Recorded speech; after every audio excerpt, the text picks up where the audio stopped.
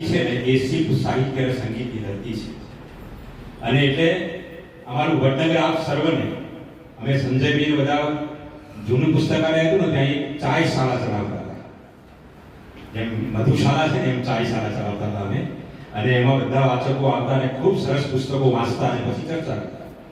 તો એ વખતે અમને એક પંક્તિ સુધી હતી. એ પંક્તિ આપની સમક્ષ મૂકું છું. એ પંક્તિ બહુ સરસ છે.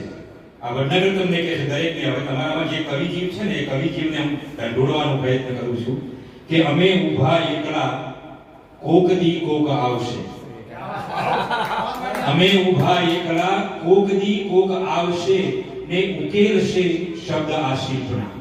શિલ્પોથી ભરેલી આ ધરતી છે અને એની વેદના છે. એ વેદના આપણા સુધી પહોંચે અને કંઈક નવું ઊભું થાય, નવું રચાય અને લોકો સમક્ષ મુકાય. બેને ચાય ઉપર સરસ મજાની બધી વાત કરી.